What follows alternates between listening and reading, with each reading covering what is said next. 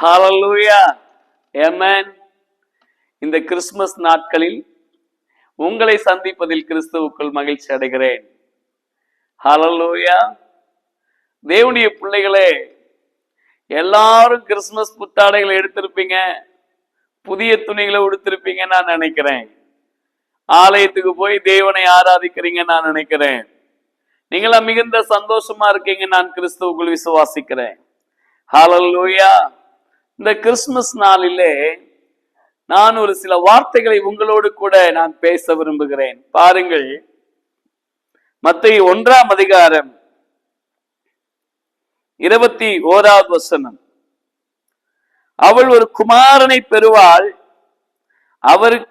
அவருக்கு இயேசு என்று பெயரிடுவாயாக, ஏனெனில் அவர் தமது ஜனங்களின் பாவங்களை நீக்கி அவர்களை ரட்சிப்பார் என்றான். தேவதூதன் யோசேப்பின் சொப்பனத்திலே தோன்றி மரியாளை தள்ளிவிடாதே என்று சொல்லி, அவள் பரிசுத்த ஆவியினால கர்ப்பம் தரிக்கிறாள் என்று தேவ ஆவியானவராலே, அதாவது தேவதூதனாலே எச்சரிக்கப்பட்ட பிற்பாடு அங்கே சொன்னார்,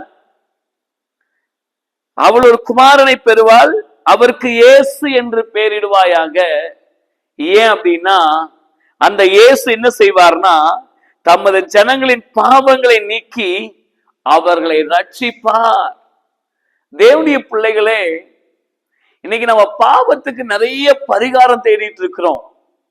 பாருங்க, புனித ஸ்தலங்களை தேடி ஓடுகிறோம், அல்லது நம்ம எதையாகிலும் பணத்தையோ அல்லது சரத்தையோ ஒடுக்கி நமக்கு நன்மை நடந்து விடாதா என்று பாவத்துக்கு புனிதத்தை தேடிக்கொண்டிருக்கிறோம். ஆடுகளை வெட்டுகிறோம், கோழிகள் அறுக்கிறோம், புறாக்களை பலியிடுகிறோம், மாடுகளை பலியிடுகிறோம், பன்றிகளை பலியிடுகிறோம், நம்மை நாமே அறுத்து கூட கொள்ளுகிறோம் உலகத்திலே. இப்படி நம்முடைய பாவங்களுக்கு நிறைய பரிகாரங்களை தேடிக்கொள்ளுகிறோம், அல்லது யாருக்காகிலும் உதவி செய்கிறோம், ஏதாகிலும் ஒரு புண்ணியம் வந்து விடாதா என்று அநேகருக்கு நாம் புண்ணியம் செய்கிறோம். ஆனால் ஒரு காரியம் தெரிந்து கொள்ளுங்கள், பாவத்திலிருந்து ஒரே ஒருவரால் மாத்திரமே விடுதலையை உண்டாக்க முடியும். இயேசு சொன்னார், குமாரன் உங்களை விடுதலையாக்கினால் மெய்யாகவே விடுதலை ஆவீர்கள். இயேசு கிறிஸ்து பூமியிலே பிறந்தது, மனிதனாய் அவதாரம் எடுத்தது, தேவனுடைய வார்த்தையின்படி அவர் இயேசு என்று ஏன் பேர் வந்து தெரியுமா? அவர் பூமியிலே மனிதனாய் அவர் இயேசுவாக இருந்தார்.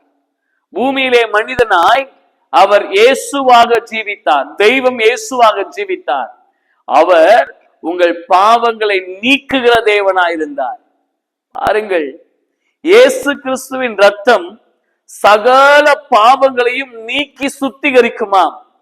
உங்க வாயின் வார்த்தைகளால், உங்கள் சிந்தையால், உங்கள் சுபாவத்தால், மற்றவர்களுக்கு விரோதமாய் நீங்கள் செய்த காரியத்தால், ஏமாற்றிய காரணத்தால், பொய் சொல்லிய காரணத்தால், இயேசு கிறிஸ்து உங்களுக்காக சிலுவையிலே பலியானாரே, அந்த இயேசு கிறிஸ்துவின் ரத்தம் சகல பாவங்களையும், விபச்சாரங்களையும், வேசித்தனங்களையும், புகைக்கிற பழக்கங்களையும், குடிக்கிற பழக்கங்களையும், தவறான பாவ செயல்களை ஈடுபடுகிற பழக்கங்களையும் நீக்குகிற தேவனாய் பூமியிலே பிறந்தார். நீங்க இயேசுவை தேடி பாருங்கள். இயேசு கிறிஸ்து கிட்ட வந்தீங்கன்னா முதலாவது உங்க பாவத்திலிருந்து விடுதலை உண்டாகும். ஏன் தெரியுமா? வசனம் தெளிவாக சொல்லுகிறது, குமாரன் உங்களை விடுதலையாக்கினால் நீங்கள் மெய்யாகவே விடுதலை ஆவீர்கள். இயேசுவால மட்டும்தான் உங்களுக்கு பாவத்திலிருந்து விடுதலையை கொடுக்க முடியும். இயேசு கிறிஸ்துவால மட்டும்தான் உங்க வாழ்க்கையில பாவ விமோசனத்தை அல்லது முக்தியை உண்டாக்க முடியும். ஆமென். பரிசுத்தை தருகிற ஒரே ஒருவர் அவர்தான். எனவே தேவ பிள்ளைகளே, உங்கள் பாவம் போக வேண்டுமானால் இயேசுவை தேடி வாருங்கள். உங்கள் பாவம் கழுவ வேண்டுமானால் இயேசுவை தேடி வாருங்கள். உங்க பாவத்திலிருந்து பூரணமான விடுதலை வேண்டுமானால் இயேசுவை தேடி வாருங்கள். இயேசு கிறிஸ்து மாத்திரமே சம்பூர்ணமான விடுதலையை தருகிற தேவன். ஆமென் சொல்லுங்களேன். Praise the Lord. அநேகருடைய பாவம் நிறைந்திருக்கிறது. நான் பாவமே செய்யலையேன்னு சொல்லி நம்மை நாம ஏமாற்றி கொண்டிருக்கிறோம். சிலர் வாழ்ந்து முடித்த பிற்பாடு நான் தெரியாம செஞ்சுட்டேன்னு சொல்லி வேதனைப்பட்டு கொண்டிருக்கிறோம். ஐயோ, நான் இந்த பாவத்தை செய்யாம இருந்திருந்தா நல்லா இருந்திருக்குமே நினைக்கிறோம். ஜெயில உள்ள கைதிகள் கிட்ட போய் கேளுங்க, ஏன் இந்த பாவத்தை பண்ணீங்க? ஐயோ தெரியலீங்க, நான் கோபத்தினால பண்ணிட்டேன்னு சொல்றாங்க. இப்படி நீங்கள் அறிந்தோ அறியாமலோ பாவங்களை செய்திருக்கலாம். ஆண்டவர் சொல்லுகிறார், உங்கள் பாவத்தை நீக்கி உங்களை ரட்சிப்பதற்காகவே இந்த பூமியிலே பிறந்தார். ரட்சிப்பு என்றால் என்ன தெரியுமா? ஆமென். ஒரு பெரிய பாதுகாப்பு என்ற அர்த்தம், மீட்பு என்ற அர்த்தம், பாவ மன்னிப்பாகிய ரட்சிப்பு.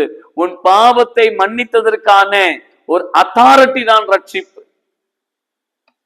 எனக்கு அன்பானவர்களே, உங்க பாவம் மாறணுமா? உங்களுக்கு நல்ல பழக்க வழக்கங்கள் வேணுமா? நல்ல சுபாவங்கள் வேணுமா? இயேசு கிறிஸ்து கிட்ட வாங்க. அவர் சகல ஜனங்களின் பாவங்களையும், இந்த ஜாதிக்காரன் பாவத்தை மட்டும் மாற்றுகிற தேவன் அல்ல. உயர் ஜாதிக்காரன் தாழ்ந்த ஜாதிக்காரன் பாவத்தை மாற்றுகிற தேவன் அல்ல. இவன் பணக்காரன் ஏழைன்னு மாத்துற தேவன் அல்ல. பணக்காரனுக்கு ஒரு லைன், ஏழைக்கு ஒரு லைன் கிறிஸ்து இயேசு கிட்ட இல்ல. இயேசு கிறிஸ்து கிட்ட ஒரே ஒரு வழி, பாவ மன்னிப்பாகிய ரட்சிப்பை தருகிற தேவன். ஆமென். அவர் எதற்கு பிறந்தார்? ஜனங்களை ரட்சிக்கவே பிறந்தார்.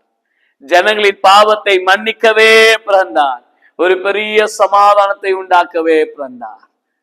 Amen. God bless you.